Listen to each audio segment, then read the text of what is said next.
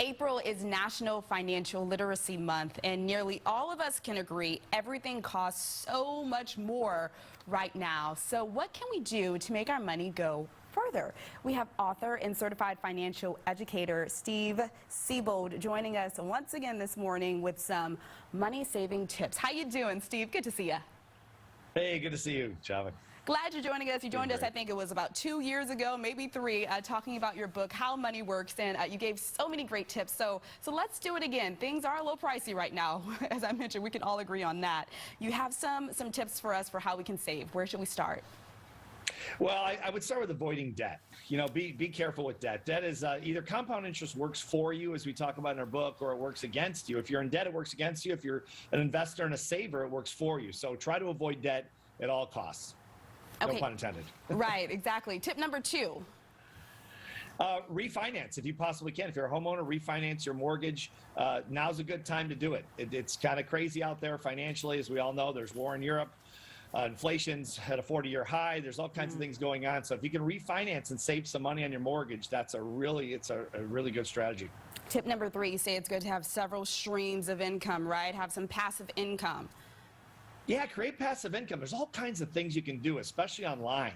You know, become an affiliate of Amazon or eBay or somewhere where you can, make passive income. You can sell things, and you can have money coming in, so you have multiple streams of income instead of just from your job or from your career.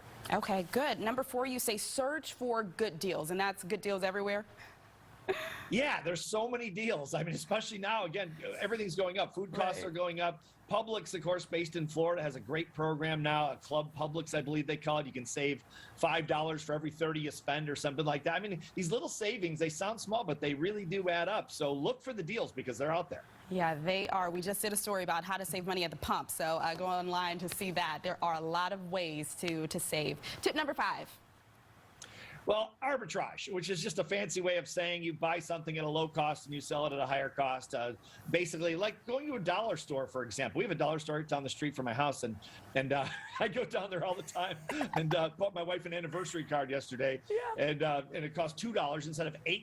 Exactly. The same card. I do the same thing. I mean, it's crazy. Yeah. But you can, you save money, but then you can also resell those things. And I probably won't sell her the anniversary card. I'd probably be in the doghouse if I did that. But I could if I wanted to, and sell it for $6 instead of $8. Okay. Oh, great idea. Tip number 6, you say volume discounts. Yeah, places like Sam's Club, Costco, anywhere where you're buying online, direct from Amazon even. I mean, because there's no middleman with Amazon. There's so many ways you can get volume discounts where you're buying, things you're going to buy anyway, toilet paper, any kind of paper goods, products like that. I mean, why not buy it up front and get a deal? You're going to need it anyway. You're going to buy it anyway. So why not buy it now if you can afford to? You're going to need it. You're going to use it. That's a good idea. What's your last tip for us?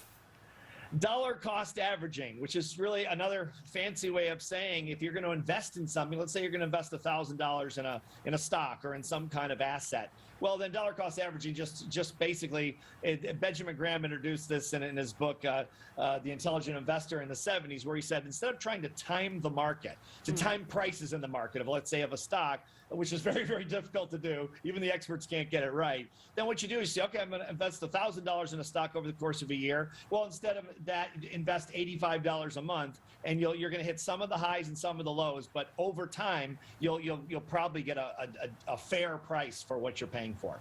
Okay, nice. Great tips this morning. Let's talk a little bit more about the book, How Money Works. How long has it been out? How's it been doing? Yeah, I wrote this book with my co-author Tom Matthews, who's a 40-year financial veteran, fantastic, professional, and it's been out for 2 years. It's currently the best-selling personal finance book of 2020, since 2020 in the United States. So it's sold over 500,000 copies. It's easy to read. You can teach it. We teach it in high schools all over the country. Just these basics of personal finance, which we all need to know. Right, so we can teach the kids, but you can even learn these skills as an adult and start applying them, right? Because, I mean, it's so interesting that so many people are not on top of this financial literacy, right? A lot of people are still learning. Yeah, we teach classes every day all over the country. There's 10,000 of us educators doing this, and that's the people they're intimidated, and we weren't taught these things in school. Of course, now Florida has passed a law where they have to teach some financial literacy, which is great. Yay, Florida. We need that all over the country. But for the rest of us that are out of school and don't know, it can be intimidating because you think, well, I'm starting late. I don't have a lot of money, that kind of thing. You don't need a lot of money, and it's okay if you start late. Okay. Just read the book and implement those with a professional, and you can change your life with it, literally. Okay, perfect. Any other tips you have for us before we let you go, Steve? I would say educate yourself more than anything else. I mean, that's the reason we really wrote this book. We really want it to be a book that people understand. Just educate yourself. You don't have to have a degree in finance. You don't be intimidated by it. Believe me, you can read this book in about an hour, and you can implement these things. Get a financial professional to help you so you don't get ripped off by the financial companies, because that happens. And then have them walk you through the process. It's not intimidating. You can do this. Believe me, you can do it. Perfect. Well, thanks for joining us. I hope to have you in the studio here in Tampa Bay soon, all right? Love to come back, Java. Okay, take care. If you'd like to get your hands on this book, Start Learning Today, you can visit howmoneyworks.com to get more tips.